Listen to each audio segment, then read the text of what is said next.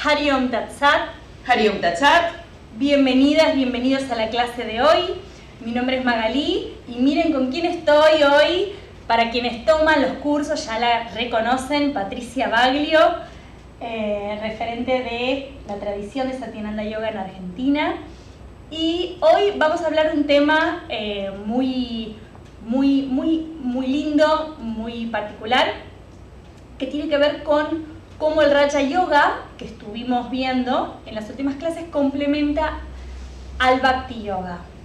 Ya quienes vienen tomando las clases estuvieron viendo que el Hatha Yoga y el Karma Yoga se complementan y que lo que comparten en común es el cuerpo físico.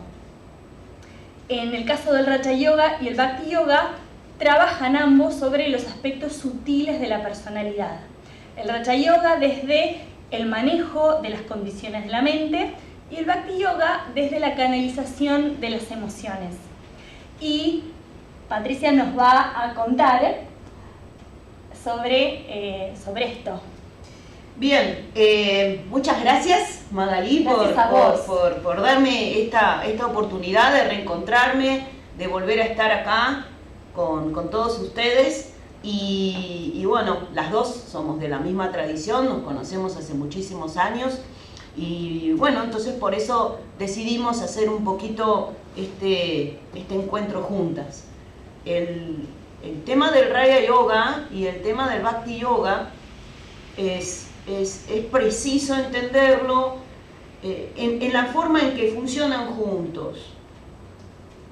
Como habrán visto cuando se explicó el tema del el Raja Yoga que tiene dos fundamentos, uno que es más antiguo, que está basado en un tipo de pensamiento y una visión que es Vedanta, y también está el Raja Yoga basado en una visión que es dualista y es el yoga de Patanjali, que es basado en el Samkhya. Hay una característica de este tipo de visión que es el Samkhya dualista, lo cual es posible a través de esta filosofía entender que la mente se puede observar, que existe un aspecto de la mente que es el que puede mirar, el que puede observar. Entonces, básicamente, el Raja Yoga basado en Patanjali lo que hace es desarrollar lo que se llama la conciencia testigo, el darte cuenta, el observar cuáles son esos patrones mentales. Precisamente la palabra es vritti, y vritta viene de algo que se mueve en círculo y arrastra todo. Entonces, esos vrittis son los emergentes, son lo que uno puede observar y darse cuenta. Y esta sería una primer parte, porque observar y darte cuenta es importante, pero es solo el comienzo. Exactamente. Porque si yo observo algo y no hago nada, sí, el darme cuenta es importante. Hoy día darse cuenta es un paso muy para fundamental. Si no, no hay cambio. Sí. Entonces lo que hace el Raja Yoga es darte herramientas para poder tener una forma de observar coherente. Sí. Además, Swami Satyananda solía decir que cuando uno observa la mente con indiferencia, la mente se calma, ¿no? Es algo que solía decir y bueno, además de, primero que bueno, que uno tiene ese beneficio, ¿no? De que la mente se calma, y después es el paso para poder ver qué hacer con lo que uno conoce dentro suyo, ¿no? El primer paso es darte cuenta, el primer paso es observar, y como decís correctamente, al observar estás en un lugar en donde estás más tranquilo, digamos, durante la práctica de diversas técnicas de observación de la mente, vos estás en una circunstancia en donde estás tranquilo. Entonces vas aprendiendo a generar esa conciencia testigo, pero esa conciencia testigo también tiene que estar en el día a día. Sí. Porque una vez que vos haces el hábito de observar la mente, lo ideal sería que también durante esos momentos en donde la mente no está tranquila, puedas darte cuenta. Pero aquí entran otros factores. Cuando se describen cuáles son estos britis, estos emergentes, estos pensamientos que lo que hacen es que uno tenga ciertas conductas y le pasen cosas. Se describieron 5 tipos fundamentales. Uno es el conocimiento, el saber acerca de algo. El conocimiento correcto, algo que yo conozco. El segundo es el error. Errores, falsedades en cuanto a la forma en que yo pienso las cosas. Les habrá pasado que uno está equivocado respecto de ciertas cosas, ya sea por alguna influencia, por algo que leyó, lo cual genera un pensamiento erróneo. Luego está la metáfora, que es vikalpa, como algo que no es real, sino que es imaginario. La fantasía. Sí, es una metáfora. Y luego hay 2 más, y estos son interesantes. Uno es smriti, que es la memoria, y el último es nidra, que es el sueño.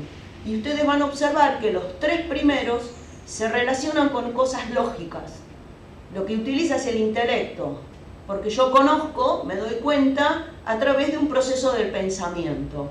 Entonces, las técnicas de Raya Yoga tienen que ver con estos procesos, primero, que yo conozco, el modo en que yo conozco, pero luego existen 2 britis más, o 2 pensamientos repetitivos, ¿no? Algo que te da vuelta por la cabeza, que ya no son tan lógicos, sino que implican la emoción, que son la memoria y el sueño. Implican aspectos más subconscientes. Entonces, y es en este aspecto en donde el Raya Yoga se complementa con el Bhakti Yoga. Normalmente, el Bhakti Yoga se relaciona con la devoción. Pero tanto como el Raya Yoga como el Bhakti Yoga, uno los puede tomar en sus sentidos clásicos, en sus sentidos originarios, en sus sentidos contextualizados en un tiempo y en una cultura. Por suerte, tenemos un maestro, y cuando una escuela y una tradición tiene un gurú, puede adaptar esas tradiciones, ese conocimiento tradicional y original a los tiempos modernos. Si yo leo a Patanjali, me va a hablar de Kaivalya, de la liberación, del Samadhi, y la verdad que en nuestra realidad es muy difícil que eso sea posible para nosotros. Si yo voy a hablar del Bhakti Yoga y tal vez empiece a hablar de la devoción y del sentimiento de entrega completa a una deidad o a una divinidad o a lo que yo conciba como que es superior a mí, y también es difícil. Entonces, uno tiene que empezar por el principio. Igual que empieza por el principio a observar su mente con ciertas técnicas en donde primero observa el cuerpo, la quietud del cuerpo, luego observa cuáles son los pensamientos que aparecen, cuáles son los pensamientos reiterativos. Estos se llaman Dharma y lo han practicado. ¿Qué es lo que me viene a la cabeza? ¿Qué estoy pensando? ¿Qué cosas no puedo sacar de la cabeza? ¿Qué cosas sí puedo sacar de la cabeza? ¿Cómo analizar ese pensamiento? Entonces, como una persona, yo de la vida cotidiana no voy a estar pensando en el Samadhi, no voy a estar pensando en el moksha. Y además de ser difíciles, Swami Niranjan dice que no son nuestras necesidades de hoy. Claro. Nuestra necesidad es conocer el contenido mental, es poder conocer, aceptar y canalizar nuestras emociones. Relajarse, sí. Como vos decías, calmar, relajar para conocer, para darte cuenta. Y respecto de el Bhakti Yoga, por supuesto que es una entrega total a Dios, o a lo que uno conciba como superior. Pero ¿cómo actualizar este conocimiento? ¿Cómo hacerlo posible como herramienta para nuestra vida cotidiana? Y entonces viene todo el campo emocional. El campo emocional no tiene lógica. El campo emocional es algo que yo no lo puedo pensar. Simplemente se expresa. El Bhakti Yoga tiene que ver con la expresión de todo ese campo emocional. El campo emocional es una expresión que lo más crudo que tiene es la expresión del yo. Mi yo como individuo lo que va a hacer es expresarse crudamente en forma de autoimposición. Yo me voy crudo, yo crudamente me impongo para preservar esa identidad, esa autoidentidad. Entonces, las emociones crudas tienen que ver con el movimiento del yo. Cuando el yo se identifica con algo que está afuera, eso requiere cierto pensamiento, pero cuando empieza esa identificación, lo que le sucede al yo es un movimiento, lo cual genera una energía que se expresa. Y esa energía es la emoción. ¿Quedó muy difícil? Sí. No, esto me gusta, esto no me gusta. Claro, entonces hay un reconocimiento, ahí hay la mente tiene, y permítanme, seguramente vos ya lo dijiste, la mente tiene 4 categorías. Siempre es bueno recordar. Sí, 4 funcionamientos diferentes. Ustedes tienen el primero de los funcionamientos, que es el más, el que está siempre actuando, el que se está siempre moviendo. Eso se llama manas. Manas es la mente interactiva, la mente que trabaja, que actúa con el exterior. Tiene cierta racionalidad, ¿no? Y un poco de emoción también, porque todas se influencian entre sí. Luego está Buddhi. Buddhi es la mente racional, la mente que se piensa a sí misma. Esa no funciona todo el tiempo. No, excepto cuando uno estudia. Sí, ¿no? Cuando uno está bajo presión, realmente tiene que poner todas sus facultades intelectuales para resolver ciertos temas, pero en general no está en un segundo plano, y cada vez más, desgraciadamente. Sí. Porque aparte el ser humano cree que es muy intelectual, que utiliza mucho las facultades intelectuales, y permítanme decirle que las usamos muy poco, Sí. ¿no? Que en general lo que nos gobierna son las otras dos funciones, que es chitta, todo aquello que está guardado en la memoria, que está profundamente asociada con la emoción, porque los recuerdos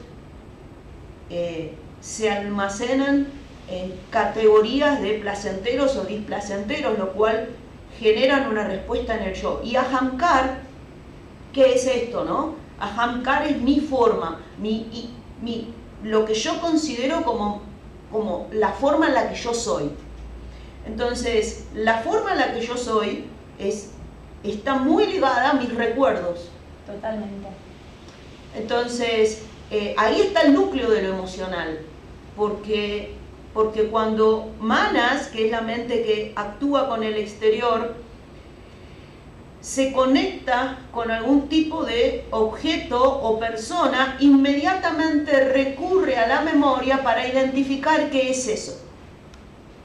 Yo veo una persona y puedo no tener registro, entonces mi emoción es neutra, o veo una persona con la cual yo tuve un problema, entonces mi emoción inmediatamente va a ser de rechazo. Exacto. O alguien que me genera mucho afecto, o un recuerdo hermoso, y lo que a mí me va a acercar, lo que a mí le va a pasar a ese yo, es que va a sentir apego por esa persona y va a sentirse contento y emocionada de verla. Y ahí es donde uno tiene que ver cómo, ante los hechos que suceden externamente, el yo responde. Y eso es el trabajo del Bhakti Yoga. Exacto. Ver cómo el yo responde hacia las circunstancias externas. Y el yo, el ahamkar, no responde con la lógica. No, somos pura reacción. Sí. Y si fuese así, el marketing no sería una carrera. Sí. Porque en el marketing lo que tenés que aprender es cómo llegar a la emoción, no a la lógica. O ustedes compran las cosas leyendo todos los ingredientes. Yo sí. ¿Vos sí? Pero Qué bueno, miedo. así entré gente Pero rara. cuando vos lees todos los ingredientes, la decisión final la tiene la emoción. A veces sí. Siempre, Sí. perdón, Sí, siempre. sí, Vos sí, tenés sí, dos sí. paquetes y dicen lo mismo, ¿cuál vas a elegir? El que más te Sí, gusta. es verdad. ¿Y cuál Sí, es el que sí, te sí, más sí, te sí, gusta? sí, sí, sí. Y el que esté asociado con algún recuerdo, el que esté asociado con alguna impresión, algo que te genere que eso es Sí. rico, saludable Sí. o barato. Sí, sí. Exacto. Entonces, Y el trabajo del Bhakti Yoga nos ayuda mediante técnicas a ir purificando la memoria. Chita, ¿no? Para que dejemos de reaccionar todo el tiempo. esto es complicado porque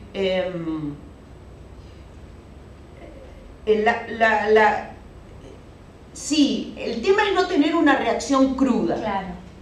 Sí. Poder entender cuáles son las motivaciones que uno tiene. ¿Qué es lo que te motiva a reaccionar de esta manera? Y después hay algo que es importante, y es que ¿cuál es la naturaleza en la cual un pez se mueve? El agua. Sí. El agua es la naturaleza en la sí. cual el pez se mueve. ¿Cuál es la naturaleza en la cual los humanos nos movemos? Es la sociedad. Claro. Sí. La naturaleza humana es social. Entonces, ¿qué es lo que estudia el Bhakti? A veces uno cree que el Bhakti está asociado con lo religioso, sí, pero en una última instancia. A ver cómo se los explico. Nuestra naturaleza es social. Lo que a nosotros nos pasa dentro del medio social. El medio social es lo que a uno lo conformó desde chiquitito. Igual que a un pececito lo conformó su naturaleza acuática. La naturaleza social es lo que a vos te conforma como persona y te va dando las improntas a través de las cuales vos aprendés condicionadamente un comportamiento. ¿Se entiende? Sí. Entonces, esa naturaleza social a veces no te da las suficientes herramientas para poder construir algo que se llama fuerza emocional. Cuando uno no construye su personalidad en base a la fuerza emocional, ¿y qué es lo que te da fuerza emocional? Una sola cosa. Sentirte amado. Ah, sí. Estaba demasiado filosófica. Sí. Sentirte amado es lo que te da fuerza emocional. Ahora, cuando vos no sentís que ese medio social te generó amor, la respuesta va a ser agresiva. Sí. Entonces vos tenés poca fuerza emocional. Al tener poca fuerza emocional, siempre vas a tomar al medio social como agresivo, como que al yo lo está agrediendo. Entonces, el ser humano nace con 6 cositas que lo protegen ante lo que el individuo, mejor dicho, el sujeto, considera que son agresiones. Y esas 6 condicionamientos son, desde el punto de vista del yoga, primero es la agresión. Eso es la primera forma que uno reacciona, pero debajo de la agresión hay 5 más. El segundo es la arrogancia, porque la arrogancia es lo que hace que yo me imponga, que esa figura, idea de mí misma se imponga en otros. Celos y envidia, díganme si eso no es una forma de imponer mi yo. Codicia. Enamoramiento. ¿Y? Lujuria.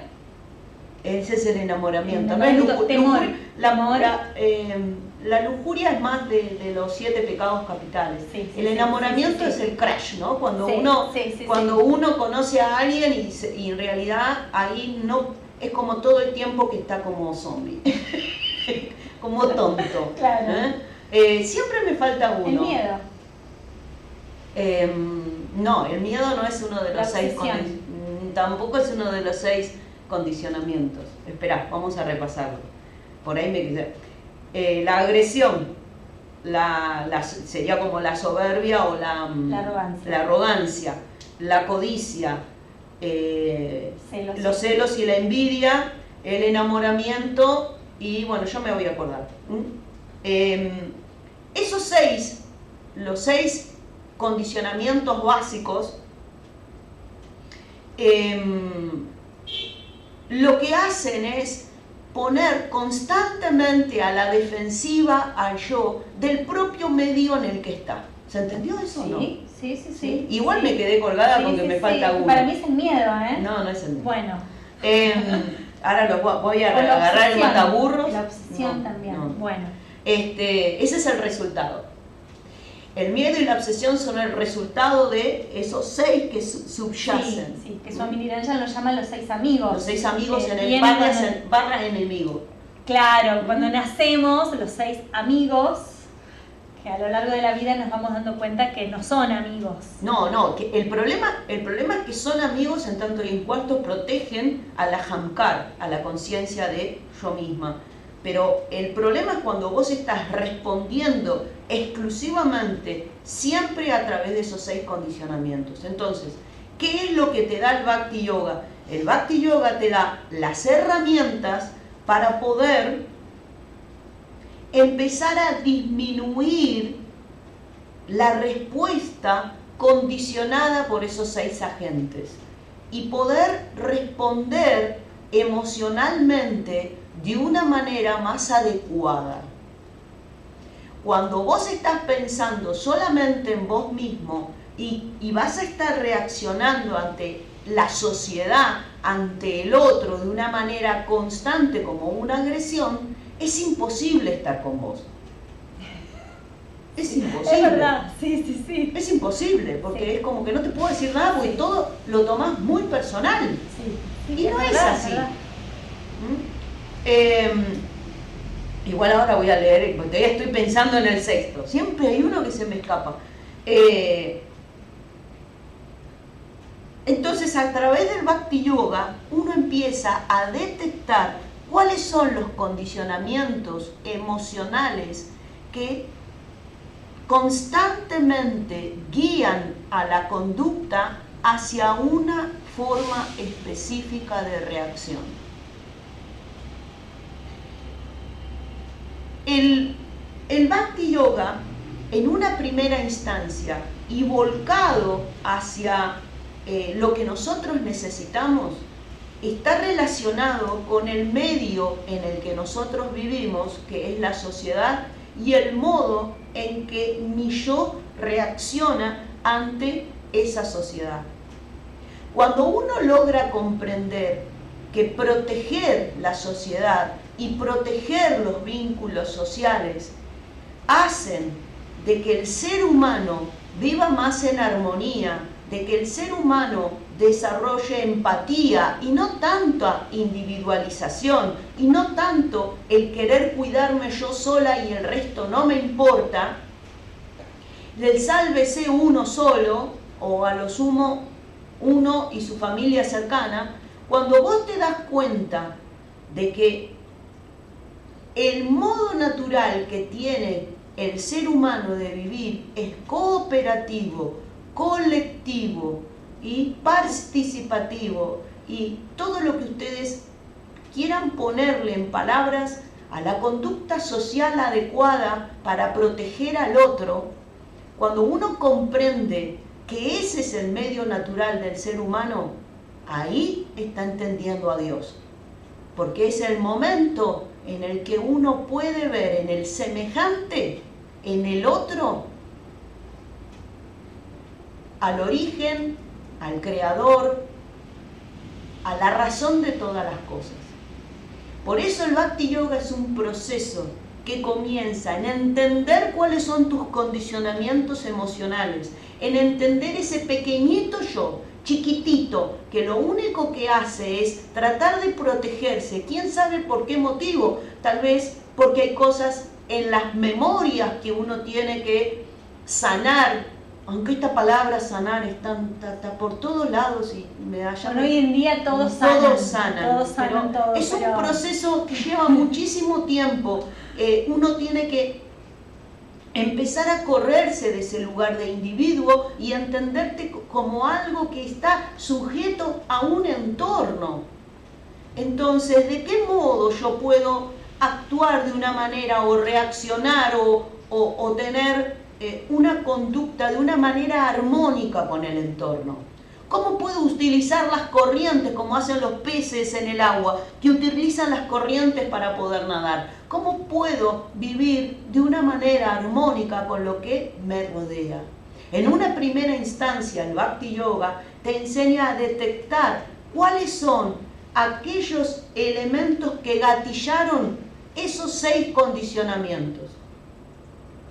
Empezar a entender de que esos condicionamientos te hacen reaccionar porque te sentís atacado, herido, menospreciado o lo que fuese. ¿Por qué? Porque tal vez no tenés la suficiente fuerza emocional para poder pararte sobre tus 2 pies. Ese es el origen del Bhakti Yoga. Cuando el Bhakti Yoga empieza a evolucionar, evolucionar, evolucionar y evolucionar, vos te das cuenta que sos parte de algo más grande.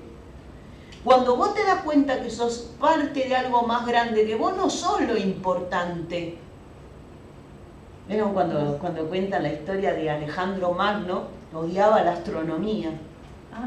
Odiaba la astronomía porque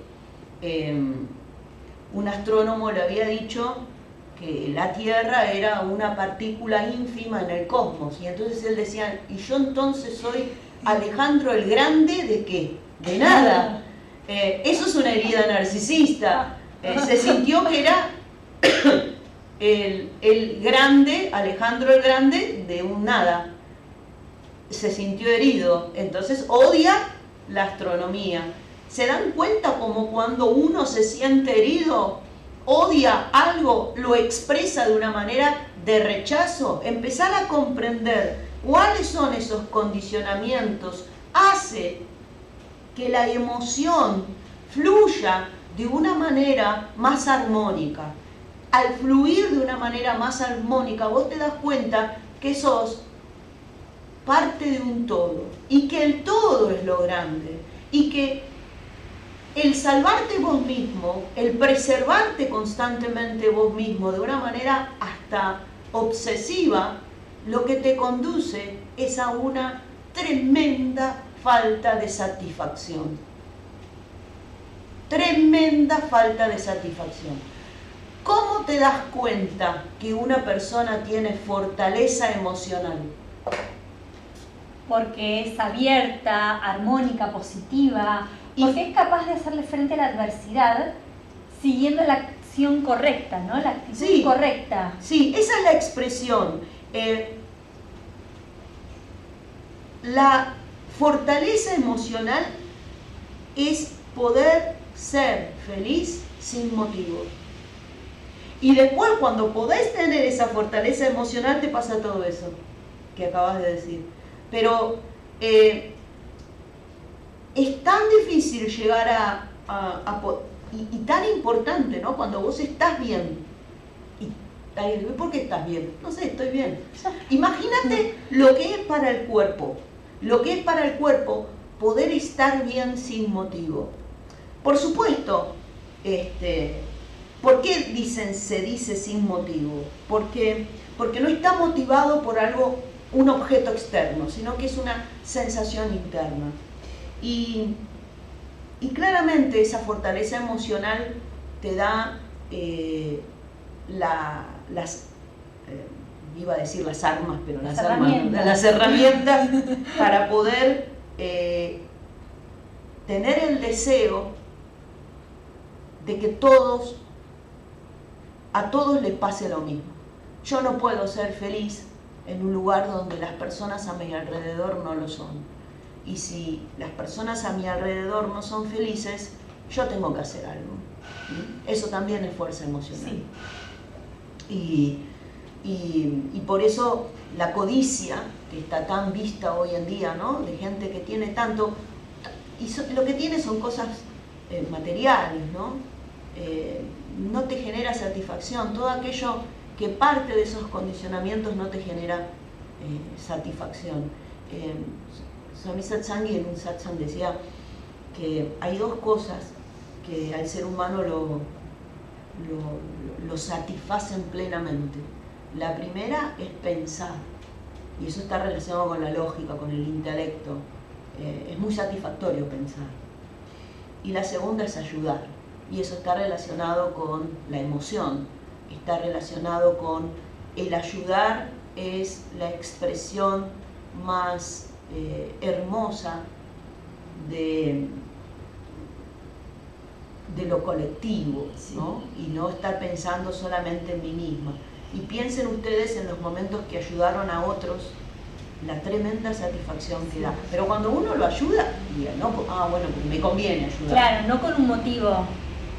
Y de hecho ahí en el acto de ayudar, cuando es de una manera genuina, se genera una alineación entre pensamiento y emoción, ¿no? Porque uno puede empezar... Hay una coherencia. Una coherencia, uno empieza a pensar qué tengo yo para dar, cómo puedo ayudar, cómo puedo llegar. Bueno, hay como toda una coherencia. Sí, igual es espontáneo en un punto, sí, es ¿no? espontáneo, pero cuando uno puede observar en esa acción, encuentra que se genera espontáneamente. Sí, porque es lo que decía Swami Shivananda, ¿no? La coherencia entre el pensamiento, el sentimiento y la acción.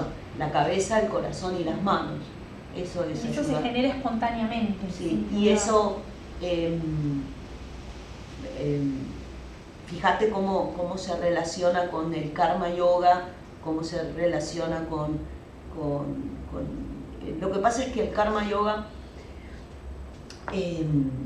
está asociado con el dharma, ¿no? Con lo que es correcto, con lo que es adecuado en una situación y sin estar obsesionado por los resultados, ¿no? Y cuando uno ayuda, de verdad sabe lo que sabe que está haciéndolo bien, ¿no? Sí. Y bueno, lo interesante esto también, que todo el yoga está tomado en su forma completa, digamos. Presentar la rueda del yoga, vos estuviste hablando de la rueda del yoga, es presentar todos los aspectos de la personalidad. El Hatha Yoga, que tiene que ver con la purificación del cuerpo, el balance, el equilibrio, que se complementa con el Karma Yoga, como hablábamos recién, que tiene que ver con la comprensión de lo que es correcto en el acto y hacerlo porque es lo correcto sin estar obsesionado por el resultado, lo cual genera actos virtuosos. Sí. Y ese acto, eficiencia en acción. claro, totalmente, y ese acto virtuoso lo que genera es un bien común. Y a ese punto, ¿no? Cuando uno purifica el cuerpo, equilibra la energía, el modo en que se expresa. Cuando uno equilibra la mente, purifica la mente en qué forma expresa la emoción. Y el tercer par es el Kriya, Kundalini, que son aspectos psíquicos y simbólicos. Pero antes de llegar a esos aspectos psíquicos y simbólicos, uno tuvo que hacer una limpieza muy profunda, sacarse crostas y crostas de condicionamientos, ¿no? Porque Swami Niranja siempre dice que un profesor, instructor de yoga, que enseña a los alumnos cosas que los alumnos no están preparados para entender, es un hipócrita. Entonces, nosotros no vamos a empezar a hablar de temas psíquicos, simbólicos, cuando todavía uno tiene que elaborar lo que es más burdo y más condicionado. el Kriya Kundalini se complementa con el Gyan Yoga. El Gyan o Jnana Yoga tiene que ver con las preguntas que uno se hace y el deseo de conocer. Shuveksha es el primer fundamento, el primer bhumika de Gyan Yoga o Jnana Yoga, y es ese deseo profundo de saber, de conocer, de saberse y de encontrar la relación, el sentido que la vida de un individuo tiene en el mundo. Y no tiene que ver con la respuesta, tiene que ver con la pregunta. Y siempre piensen, cuando ustedes no piensan, hay alguien que piensa por ustedes. Y eso es tremendamente peligroso, porque eso te transformas en una persona muy manipulable. Y pensar no es dar respuestas, es hacerse las preguntas. ¿Y por qué? ¿Y vos por qué me decís esto? ¿Y por qué vos me decís que esto me va a hacer bien? ¿Y por qué? Porque vieron que la gente ahora está como consumiendo cosas, abre la boca y le entra. Instagram, abrimos Instagram. Y le entra y nadie pregunta nada y lo da por hecho. ¿Por qué? Porque alguien lo dijo y le pareció que era una persona interesante. Y siempre nosotras decimos, cuestiónenlo todo. No sé si van, yo no tengo muchas respuestas, la verdad, en la vida, pero tengo muchas preguntas. Respuestas poquitas, pero tengo muchas preguntas. Entonces, este es el camino del yoga. 6 ramas del yoga fundamentales para poder purificar, armonizar la personalidad.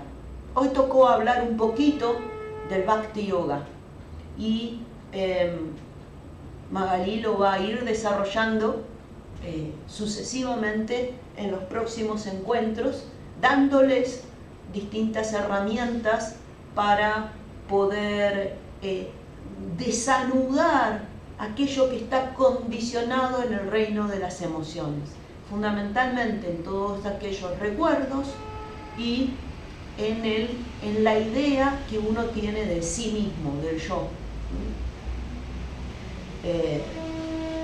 Bien. ¿Te parece? Se dijo todo. ¿Vos decís? No, bueno, me faltó, no, todo por hoy. Esperá, me faltó uno de los 6. ¿Por qué será que la mente me hace esas cosas? Los digo, siempre hay uno que me queda colgado. En algún lugar los tengo. Vos hacés memoria. Yo me acuerdo dónde está. Bueno, lo que sabés, si no lo que queda vas a para tener, la próxima. Si no sabés lo que vas a volver tener, a repetir. Sí, lo que vas a tener que hacer es repetirlo vos. Porque yo estoy convencida, pero No. Bueno, tenemos que volver a... Sí, en algún lugar los tengo escritos, siempre hay uno que se me escapa. No importa, lo importante es la comprensión de todo este conocimiento sumamente complejo. Es difícil hacer simple lo complejo. Ahí dentro del Bhakti Yoga, no sé si tengo tiempo, ¿ya estamos? No, seguí. Ahí dentro del Bhakti Yoga también ciertas estructuras, hay prácticas, hay ciertas estructuras. Después Magalí les va a desarrollar las 9 etapas, así como el Raya Yoga tiene 8 etapas, la de Patanjali tiene 8 etapas, Yama, Niyama, Asana, Pranayama, Pratyahara, Dharana, Dhyana y Samadhi. El Bhakti Yoga tiene 9 y es también una disciplina, ¿no? Ustedes piensen que Patanjali habló de estas 8 etapas y también habló de etapas, o sea, cuando él habla del Kriya, Sí. de las acciones que uno tiene que hacer, habló de etapas de la disciplina, de Swadhyaya, el estudio, ¿no? El estudio de las escrituras, de los textos, el estudio sobre sí mismo, y de Ishvara Pradidhana. Esos son los 3. Que es la entrega a la realidad superior. Fíjense que en un punto, aunque Patanjali es Samkhya, que bueno, se basa en el Samkhya, pero ahí está Ishvara Pradidhana, la entrega a lo que es superior a uno, ¿no? Y tal vez no, hay gente que es agnóstica, hay gente que no... Que es atea. Sí, bueno, siempre hay algo que nos supera, aunque sea la comunidad. Y esto es algo muy importante. Pensá que el medio humano es el social. O sea, la comunidad es algo que es superior a nosotros. No, lo podés ver como comunidad, como podés ver como bien común, lo podés ver como Dios, lo podés ver como la deidad que quieras. Cada uno depende de su devoción, es como va a llamar aquello que es superior. Me estoy acordando de algo que Swami Niranjan dice siempre, y es que eso que uno considera como superior es la esperanza. La esperanza, cuando está puesta en cosas materiales, se llama deseo. Y cuando la esperanza está puesta en algo trascendental, se llama bhakti. Por eso, tanto el Raya Yoga de Patanjali como el Bhakti Yoga siempre va a hablar de algo superior, porque si no está esta conciencia, este bien común, que puede ser religioso o puede ser espiritual. Lo religioso tiene que ver con las deidades y con lo que uno ve, con lo que uno busca en el entorno como divino, y lo espiritual es el perfeccionamiento humano, lo espiritual es las cualidades humanas. Entonces, tanto sea espiritual como religioso, siempre está la idea de algo trascendente, de que algo te trascienda, porque si no hay algo trascendente, la esperanza la vas a estar poniendo en cuestiones materiales. Y cuando la esperanza la pones en cuestiones materiales, genera deseo. El deseo siempre está embarazado. El deseo nunca te va a traer satisfacción. Cuando la esperanza está puesta en el bien común, lo que vas a tener es bhakti. Y bhakti es la esperanza, bhakti es la satisfacción, bhakti es el amor. Bhakti es el amor. Sí. Bhakti no es la devoción, bhakti es el amor. La devoción es el resultado del amor.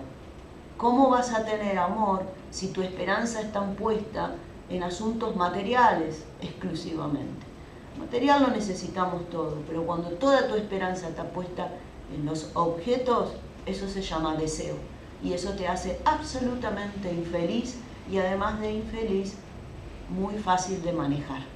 Y además los deseos nunca se acaban, siempre están embarazados, siempre está creando otro, entonces, bueno, por eso también la falta de satisfacción. Totalmente. Y fíjense que es una... yo soy mucho más joven que ella. En mi época, cuando queríamos escuchar un tema, lo estábamos esperando en la radio, y cuando aparecía en la radio lo grabábamos y rezábamos que el locutor no lo pisara, ¿no? Y poder tenerlo grabado. Eso, yo también lo viví. No, pero cuando yo era más joven, ni siquiera había cassette, ¿no? O sea, había unos discos, en fin. Después vino eso. Sí. Y no teníamos nada, no teníamos ni computadoras, ni teléfono yo tenía en mi casa. Y hemos vivido sin nada. Y ahora yo veo que el tema que yo deseo lo busco en las plataformas donde hay música, y lo tengo, y lo escucho. Y les puedo asegurar que a mí me generaba muchísima más satisfacción cuando era deseado que cuando estaba entregado. Exacto. De manera que todo el tiempo el deseo se va volcando hacia cosas nuevas, no termina más. Y que haya tantos medios y tantas cosas a disposición no te garantiza de que la satisfacción esté completa. Lo cual es muchísimo más angustioso. Sí. Y así están las relaciones interpersonales también. Por eso es tan importante el Bhakti Yoga hoy en día. Y a partir de ahora, Magali les va a enseñar las herramientas del Lo vamos a ir Bhakti Yoga. viendo, clase a clase. Sí. Y como bueno, en línea con esto que estás diciendo, como decía Swami Satyananda, que en el Bhakti Yoga la misma energía que se utiliza para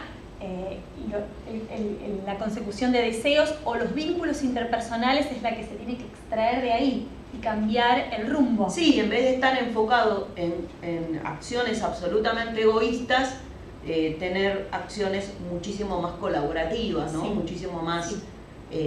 volcadas hacia el medio humano, que es la sociedad. Sí. Y además que no pensar que el Bhakti Yoga es solamente, en última instancia, la relación con la deidad o la devoción con la Primero lo que tenés que hacer es purificar tus emociones. Y ahí está todo el camino del Bhakti Yoga. Y ahí están las 9 etapas del Bhakti Yoga. Sí. Bueno, gracias. no, gracias. Por este Gracias. conocimiento. Bueno, cualquier cosa Bueno, nos escriben. Sí, lo escriben en comentarios que lo leemos y respondemos. Hariom, Hariom. muchas gracias.